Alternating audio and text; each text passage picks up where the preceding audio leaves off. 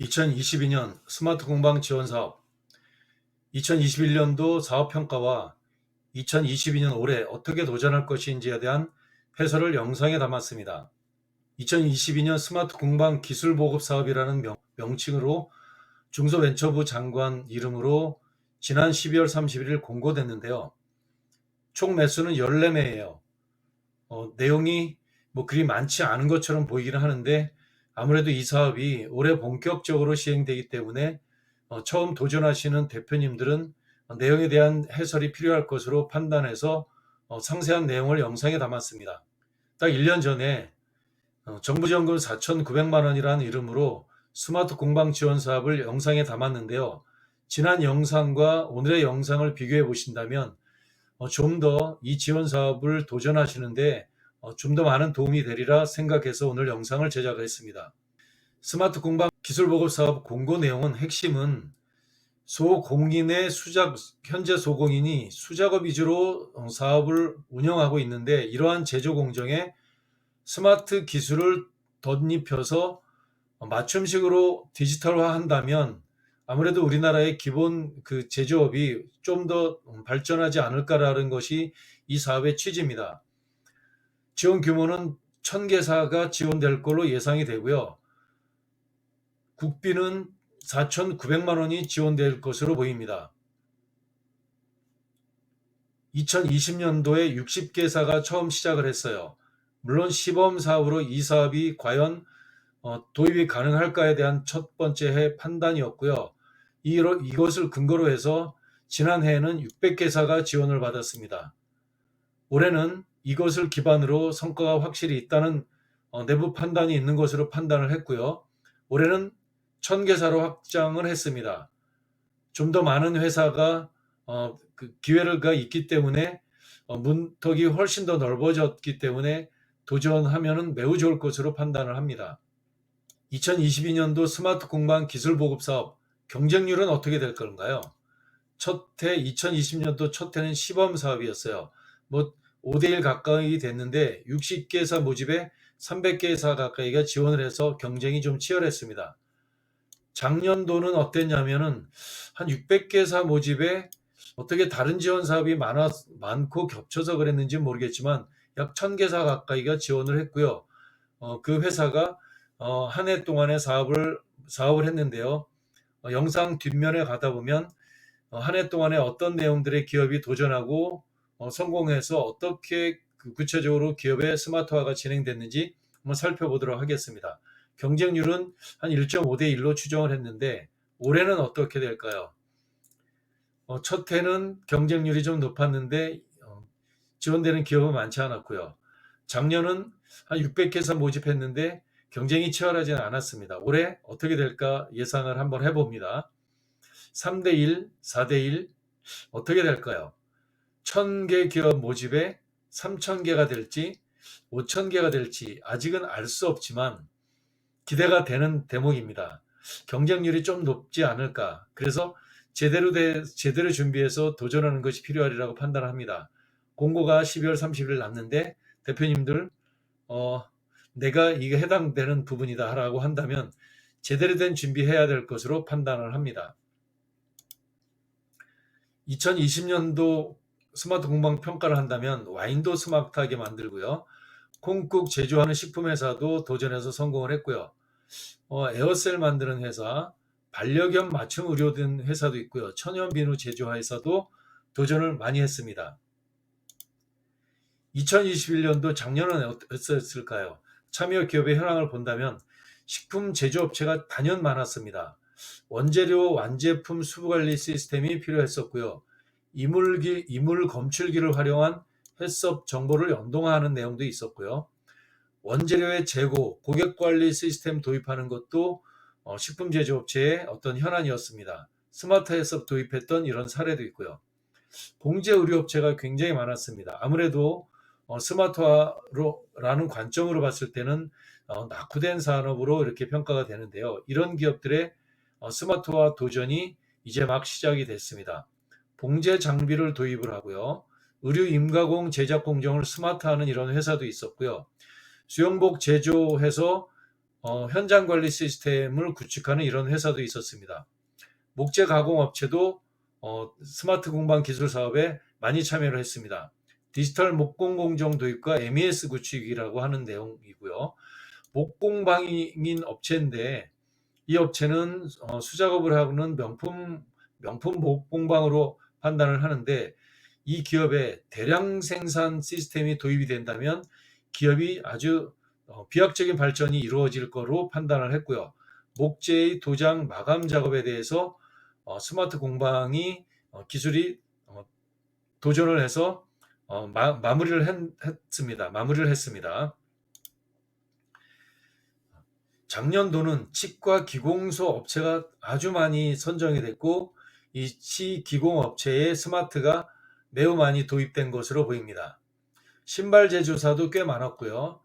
신발 패턴 커팅하는 회사, 재단 공정을 자동화하는 이런 회사도 있었고요.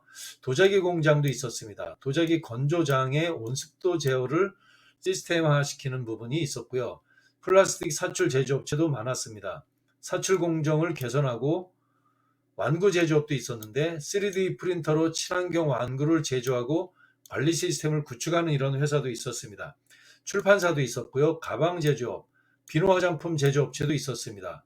그 업체는 스마트 원료 배합 시스템을 구축하는 걸로 스마트 공방 기술 보급 사업으로 활용을 해서 선정을 해서 구축이 완료됐습니다. 올해 스마트 공방 기술 보급 사업 공고는 내용이 이렇습니다. 총 사업비는 7천만 원입니다. 국비를 4,900만 원을 지원을 하는 것이고요. 국비가 총 사업비의 70%가 되고요. 자부담이 2,100만 원입니다. 어떻게 구성됐냐면 자부담을 현금으로 내는 것이 아니라 현금은 대응하는 겁니다. 국가가 4,900만 원을 지원한다면 선정된 기업은 현금 1,050만 원 내라. 현물 15% 1,050만 원은 관련된 임직원의 인건비로 충당도 가능합니다. 지원 대상은 소공인인데 어떻게 평가되냐면 상시 근로자 10명 미만의 제조업입니다. 10명 미만의 제조업. 참여가 안 되는 기업들이 있죠. 세금으로 하기 때문에 세금 체납된 기업은 절대 안 됩니다. 그러나 신청 공고하고 신청할 때 세금 체납은 해소하면 신청이 가능합니다. 큐폐업된 기업 당연히 안 되겠죠. 중복 참여 기업도 안 되겠죠. 현재 동일하게 지원 중인 업체는 안 됩니다. 과거에 받은 기업은 또 해당이 될 수 있습니다. 스마트 공방 기술 보급 사업의 신청 방법은 1월 17일부터 2월 21일까지 신청 가능하고요. 이 나라 도움이라는 사이트를 통해서만 신청 접수가 가능합니다. 신청 서류는 나머지 서류들은 자가진단 체크리스트, 사업자 등록, 소공인 확인 서류 다 어렵지 않은 서류인데 여기서 사업계획서라고 하는 요 서류가 이게 핵심이죠. 사업계획서가 10장에 불과하지만 이 사업계획서를 제대로 작성하는 것이 노하우 중에 노하우가 됩니다. 신청 서류도 추가로 본다면 기타 서류 있습니다. 이 중에서 핵심은 가점 서류입니다. 가점 서류. 당락은 10점 차이, 20점 차이로 합격하고 떨어지는 거 아닙니다. 불과 1점, 2점 아주 근소한 차이로 불합격, 합격 여부가 결정되기 때문에 우리 스마트 공방 이 사업에 도전하시는 대표님들 가점 꼭 챙겨주시기 바랍니다. 가점의 핵심 그 뒷장에 이야기할 거고요. 평가 절차 매우 특이합니다. 평가 절차는 서류 절차로 끝나는 것이 아니라 발표합니다. 심사위원들 앞에서 대표님께서 직접 발표해야 됩니다. 발표 노하우도 있습니다. 발표에서 1차 서류는 합격했는데 2차에서 발표 평가할 때 여기서 통과하지 못한다면 탈락이 됩니다. 발표 평가 노하우 매우 중요하고요. 서류 기술사업계획서 작성하는 것 중요합니다. 서류에서 기술사업계획서 발표 평가할 때 심사위원들 앞에서 어떤 방법으로 하느냐 중요한 노하우입니다. 서류에서는 이렇게 봅니다. 사업계획서 자체를 보는 것도 있고요. 우리 회사가 기술 역량이 과연 이 스마트 공방 이 지원 사업을 도입을 할 수 있는 타당한 부분인가, 기술력이 충분히 돼 있는가, 이런 부분들에 대한 기술 역량을 보는 것이 무려 40점이고요. 1차 서류 평가예요. 그리고 과연 이 기업에 도입됐을 때 도입되고 난 이후에 어느 정도의 효과가 있는지에 대한 평가, 그리고 가점이 무려 5점입니다. 그래서 만점이 100점이 아니라 105점 만점입니다. 물론 105점 맞는 기업 없겠죠. 그러나 일정 수준에서 가점이 당락의 중요한 요소이기도 합니다. 2차 발표 평가를 볼게요. 개발업체의 현황부터 시작해서 참여인력 현황, 추진의지, 과제 준비도, 기술력 보유 여부가 30점이 배점이 됐고요. 사업계획이 과연 적정한가 40점을 평가합니다. 그리고 과제 수행 이후의 기대 효과가 얼마나 될지 30점 해서 총 100점을 평가합니다. 2차 평가 기준이에요. 가점을 한번 보면 작년은 가점이 100년 소공인, 집적지구 소공인은 동일한데 풍수해보험 가입자가 작년에 2점이었는데 올해 1점입니다. 중요합니다. 가점 내가 챙길 수 있는 거라면 꼭 챙겨주시기 바랍니다. 그리고 작년에는 첫 도전한 기업이 1점을 받았는데 반해서 올해는 첫 도전한 기업은 3점을 또 줍니다. 3점과 풍수의 1점 해서 4점, 만점은 5점입니다. 가점 챙기는 것 명심하시기 바랍니다. 직접 지구라고 하는 것이 있습니다. 예를 들어서 서울시라고 한다면 금천구 독산동에는 의류 제조업체들이 유난히 많습니다. 물레동이라고 한다면 금속 제조업체들이 유난히 많고요. 이렇게 돼 있고요. 부산광역시로 본다면 범일동에는 의복, 모피 제품, 의복 액세서리 이런 제품들로 어떤 관련된 업종들이 많이 있습니다. 경기도를 본다면 경기도 군포에는 금속 가공 제조업이 유난히 많고요.